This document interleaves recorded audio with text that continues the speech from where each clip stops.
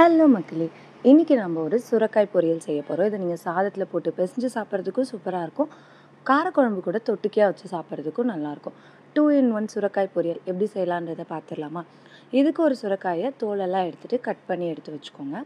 ஒரு வானலில் 1 ஸ்பூன் எண்ணெய் வந்து சேர்த்துருக்கேன். நல்லெண்ணெய் வந்து சேர்த்துருக்கேன்.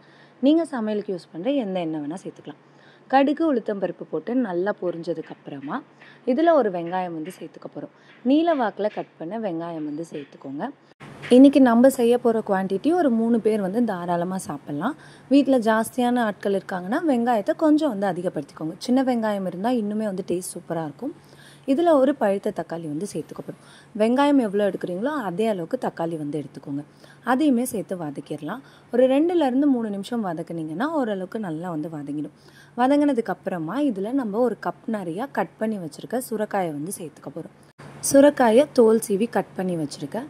ஓரளவுக்கு கொஞ்சம் பெரிய சைஸில் வந்து கட் பண்ணிக்கோங்க. ஏன்னா வதங்கினதுக்கப்புறம் ரொம்பவே வந்து சுருங்கிடும். குட்டி குட்டியாக கட் பண்ண தேவையில்ல. குழந்தைங்க சாப்பிட மாட்டாங்கன்னு நினச்சிங்கன்னா எவ்வளோ பொடியாக கட் பண்ண முடியுமோ அவ்வளோ பொடியாக வந்து கட் பண்ணிக்கலாம். சுரைக்காயை பொறுத்த வரைக்கும் நீர் காய்கறின்றதுனால நீங்கள் எவ்வளோக்கு அதிகமாக போட்டாலும் அது வந்து கால்வாசிக்கு வந்து குறைஞ்சிரும்.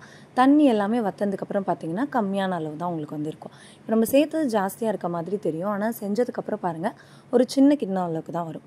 இதில் நம்ம வந்து மஞ்சள் தூள் வந்து சேர்த்துக்க போகிறோம்.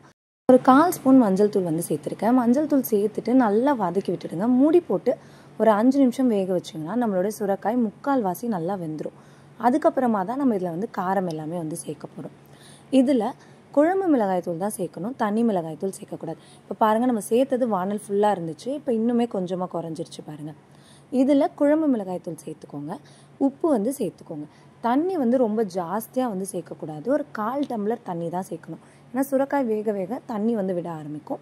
இதில் காரத்துக்கு குழம்பு மிளகாய் தூள் சேர்த்துக்கோங்க. ஒரு 3/4 காரம் மட்டும் சேர்த்துக்கோங்க. ஏன்னா நம்ம ஒரு பொடி வந்து அரைக்க போகிறோம். அதில் காஞ்ச மிளகா வந்து சேர்க்க போகிறோம். இதில் ஒரு 1/4 டம்ளர் தண்ணி சேர்த்துருக்கேன். ரொம்ப ஜாஸ்தியாக தண்ணி சேர்க்காதீங்க. சுரைக்காய் வேக வேக தண்ணி அதுவுமே வந்து ஜாஸ்தியாக வந்து விட ஆரம்பிக்கும். இப்போ இதை வதக்கியாச்சு. இது கொஞ்சம் வேகிறதுக்குள்ளே நம்மளுடைய மசாலாவை வந்து அரைச்சிக்கலாம். ஒரு மிக்சர் ஜாரில் 2 பல் பூண்டு வந்து சேர்த்துக்கோங்க. ரொம்ப ஜாஸ்தியாக பூண்டு பற்கள் சேர்க்கக்கூடாது. 2 பல் பூண்டு, ஒரு 2 ஸ்பூன் நிறையா வந்து மல்லாட்டை, அதாவது வறுத்த வேர்க்கடலை வந்து சேர்த்துக்கோங்க. ஒரு காஞ்ச மிளகாய் வந்து சேர்த்துக்க போகிறோம். சேர்த்துட்டு இதை வந்து கொஞ்சம் ரொம்ப பவுடராக இல்லாமல் கொஞ்சம் கொரப்பாக வந்து அரைச்சிக்கோங்க. அரைச்சிட்டு நம்மளுடைய சுரைக்காய் நல்லா வெந்ததுக்கப்புறமா இறக்க போகிறதுக்கு 1 நிமிஷத்துக்கு முன்னாடி இதை வந்து சேர்த்துக்கோங்க. பாருங்கள் நம்ம தண்ணியுமே கம்மியாக தான் சேர்த்துருந்தோம். எவ்வளோ தண்ணி வந்து விட்டுருச்சு பாருங்கள்.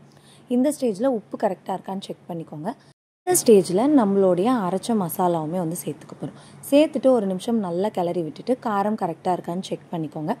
செக் பண்ணிவிட்டு இதை இறக்கிக்கலாம். ரொம்ப தண்ணி வந்து சுண்ட தேவையில்லை. ஏன்னா நம்ம சாதத்தில் போட்டு பிசைஞ்சு சாப்பிட்ற மாதிரியும் செய்கிறதுனால ரொம்ப தண்ணி வந்து சுண்ட தேவையில்லை. இந்த அளவுக்கு இருந்தால் போதும். இதை நல்லா வதக்கி விட்டுட்டு இறக்குனீங்கன்னா ஒரு சூப்பரான சுரைக்காய் பொரியல் ரெடி ஆயிடுச்சு. கண்டிப்பாக ட்ரை பண்ணி பார்த்துட்டு எப்படி இருந்துச்சுன்னு கமெண்ட்டில் சொல்லுங்கள். தேங்க்யூ.